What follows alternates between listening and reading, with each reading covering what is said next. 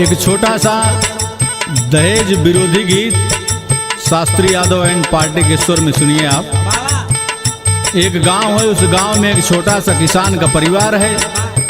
उस परिवार के मुखिया के पास 2 संतान है, एक लड़का और एक लड़की। परिवार के मुखिया ने शिक्षा देने में कहीं कोई कोताही नहीं किया। जितनी शिक्षा अपने बेटे को दिलाया उतनी अपनी बेटी को भी दिलाई।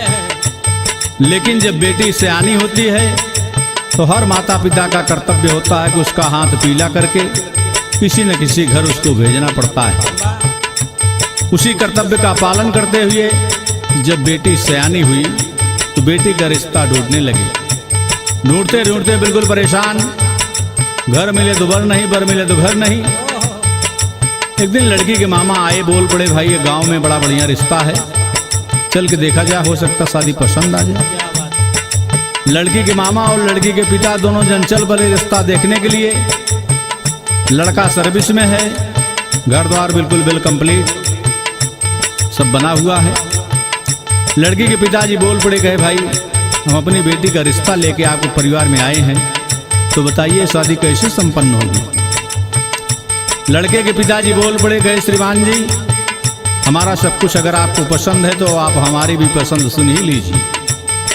हमारे यहाँ 3 चीज नहीं चलता। कहे क्या? कहे डाल, डालडा और डांस। कहे मतलब? कहे डाल मतलब जो कुछ जेवर आपको अपनी बेटी को देना होगा अपनी तरफ से दे देंगे। डालडा मतलब हमारे जितने बाराती जाएंगे सब शुद्ध देसी घी की पूड़ी खाएंगे। डांस मतलब जो कुछ गीत गान की व्यवस्था करनी होगी आप अपने दरवाजे पर अपनी तरफ से कर देंगे। ज्यादा नहीं, 1,51,000 रुपया नगद, घड़ी सिकड़ी अंगूठी, 1 सिलेंडर प्लस गाड़ी दे दीजिएगा, शादी पक्की। इतनी बात जब सुने बिरिया बाप उठ के खड़ा हो गया। बाबूजी बोल पड़े, कहे बाप रे बाप इतनी महंगी शादी भैया हमारे बस की बात नहीं है, 10 कदम चले। लड़की के मामा बोल पड़े, कहे यार कितने दिन से हम लोग रिश्ता ढूंढ रहे हैं, घर मिले तो बर ना, बर मिले तो घर ना, और जो आज दोनों मिलूगा तो आप कतरी आता है। अरे कहे भाई इतनी महंगी शादी हम कहाँ से कर पाएंगे, हमारी हैसियत तो आपको मालूम है ना। उन्होंने कहा यार शादी बड़ी बढ़िया है, इसको आप हाँ करिए, रुपए पैसे की जो कमी आएगी उसकी पूर्ति मैं कर दूंगा। दोनों जन वापस आए, पंडित जी को बुलाया गया, दिन बार बिल्कुल पक्का हो गया। धीरे धीरे धीरे धीरे समय गुजरता गया। आज वो दिन आया कि बारात दरवाजे पर आके पहुंच गई। जल जलपान खान पान सब कुछ हुआ, भोजन वगैरह हो गए। जब निवृत्त हुए पंडित जी मंडप में बैठ करके मंत्रोच्चार के द्वारा शादी संपन्न करवा दी है। शादी होने के बाद सुबह बाबूजी जब लड़कियों मड़वा में खिचड़ी खा उठा तो ऋषि आई। बिटिया के बाप ग संधि महोदय लगे, बोल पड़े, कहे भैया चल के लड़के को थोड़ा खिचड़ी खिला दीजिए, दरवाजे की शोभा बढ़ जाए। अब बेटवा के बाप बाही बटोरत मोची बताओ दे तो पहुंचे बाबूजी। जब दुआरे का नजारा देखे तो जर के अंगार हुई। बोल बड़े, कहे श्रीमान जी आपने तो सब कुछ बढ़िया किया, लेकिन गाड़ी में आपने कंजूसी कर दिया। इस सिलेंडर प्लस की जगह सीडी डान गाड़ी खड़ी कर दे बाबू। बोल बड़े, कहे जब तक आप इसकी भरपाई नहीं करेंगे लड़का खिचड़ी नहीं खाएगा। बिटिया के बाप रोवे लग बाबू, रोवत की गति तिजोरी से 5,000 गड्डी लग रखा। कहा श्रीमान जी खिचड़ी खिलाइए। और जैसे लड़कियों खिचड़िया हाथ लगावे चला बाबूजी, इतने पे लड़कियां घर से बहरवा निकल पड़ी। बोल बड़ी, कहा मान्यवर खिचड़ी तब तक आप नहीं खाएंगे जब तक आप मेरी बातों का जवाब नहीं दे देते। जितना बाराती सब हक्का के वक्का कि भैया लड़की जब नैहरे से ससुरे जाती तो इनका 1,500 रुपया दे दे, मुंह दिखावत। आई किस कैसन के दहरिया कि मड़ा ने मिटापा टप बोलत गया। एक जने बुजुर्ग रहे, कहे बिटिया तू कहा चाहती है बतावा। लड़कियां बोल पड़ी, कहा देखिए श्रीमान जी हमारे पिताजी ने हम भाई और बहन को उच्च शिक्षा दिलाई। शिक्षा देने में कहीं कोई कोताही नहीं हुई, और इतना दहेज देने की हैसियत में हमारे पिताजी नहीं थे, लेकिन उन्होंने हमारी खुशी के लिए इतना सब कुछ किया। तो मैं थोड़ा जानना चाहती हूँ कि जिस घर में हमारे बाबूजी हमारी शादी कर रहे हैं वो घर हमारे लायक है कि नहीं। कहे मतलब कहे सुना हम बताओ दही। उसी बात को कवि ने गीत में परिवर्तित कर दिया मास्टर। कैसे? अरे सोनवा की थरिया माँ लड्डू हम खावे और हे बाबा हम तो जहाजिया पे जावे। हे बाबा हम तो जहाजिया पे जावे। हे बाबा हम तो जहाजिया पे जावे। कहे जौन दुनिया भर के तीन के डिब्बा टाटा सफारी इंडिको स्कॉर्पियो स्विफ्ट डिजायर लाया, ये पर ही लड़की लात न धरी। अगर जहाज न ला पावत हेलीकॉप्टर जरूर आवे, तब हम अपने नैहरे से ससुरे पहुंचे। और हुआ पहुंचे के बाद का व्यवस्था चाहिए? का बात है? 12 प्रकार वाला भोजन हम करावे। भोजन हम करबै हो, भोजन हम करबै। भोजन हम करबै हो, भोजन हम करबै। फूलवा से सजली सजरिया पसुतवे। दरिया पे सुतबै से दरिया पे सुतबै। से दरिया पे सुतबै से दरिया पे सुतबै। कहे हीरा हीरा या मोती के गहना पहिरबै। हे बाबा हम तो जहाजिया पे जावे। हे बाबा हम तो जहाजिया पे जाबै। हे बाबा हम तो जहाजिया पे जाबै। कहे तो आपके घरे जब पहुंचे तो पहुंचे के बाद ही दाल चावल रोटी सब्जी से हमार काम न चले। 12 प्रकार वाला हमको भोजन चाहिए। कहे और का चाहिए? कहे चांदी के हमके पलंग बनवैया। पलंग बनावैया, पलंग बनावैया, पलंग बनावैया, पलंग बनावैया। और रेशम की डोरी से ओ काबू नैया। ओ काबू नैया हो, ओ काबू नैया, ओ काबू नैया हो, ओ काबू नैया। कहे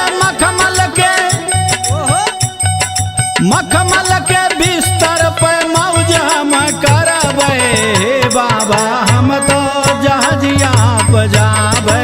हे बाबा हम तो जहाजिया पे जाबै। हे बाबा हम तो जहाजिया पे जाबै। हे जहाजिया पे जाबै। हे जहाजिया पे जाबै। जहाजिया पे जाबै। हे बाबा हम तो जहाजिया पे जाबै। हे बाबा हम तो जहाजिया पे जाबै। कहे हमार बाप मातारी जौन हमका ओढ़ना बिस्तरा दे बाऊ तो देन बा, लेकिन आपकी तरफ से चांदी के पलंग हो के चाहे रेशम के डोरी हो, ऊपर मखमल के बिस्तर हो चाहिए। कहे और का चाहिए बिटिया? कहे सुनो ना बतावत ही। हुकुम बजावई का चाही नौकरानी। चाही नौकरानी हो, चाही नौकरानी। चाही नौकरानी हो, चाही नौकरानी। आंगना में पेड़वा लगैया रात रानी। लगैया रात रानी, लगैया रात रानी, लगैया रात रानी, लगैया रात रानी। कहे केहू के तनिक धौस नाही सुनबै। हे बाबा हम तो जहाजिया पे जावे। हे बाबा हम तो जहाजिया पे जाबै। हे बाबा हम तो जहाजिया पे जाबै। बोल बड़ी हमारी सेवा के लिए एक नौकरानी 24 घंटे चाहिए। जिस घर में मैं रहूंगी उस घर के अंगनाई में एक रात रानी का बढ़िया खूबसूरत वृक्ष होना चाहिए, ताकि अगर रात बिरात हमारा आँख खुले तो चारों तरफ से बढ़िया भीनी भीनी खुशबू आनी चाहिए। क्या बात है? इतनी सारी व्यवस्था मिले के बाद अगर हम कहा कि केहू की 2 बात सुन ले, असंभव बायस न होए। कहे और कहे सासू से पहले हम भोगवा लगौबे भगवाला गौबे हो भगवाला गौबे भगवाला गौबे हो भगवाला गौबे और जवन मना भाई बाबा उहे करबे उहे करबे हो उहे करबे उहे करबे हो उहे करबे कहे जीवनमा कबहू हम माई न बनबे बाबा हम तो जहाजिया पे जाबे हे बाबा हम तो जहाजिया पे जाबे हे बाबा हम तो जहाजिया पे जाबे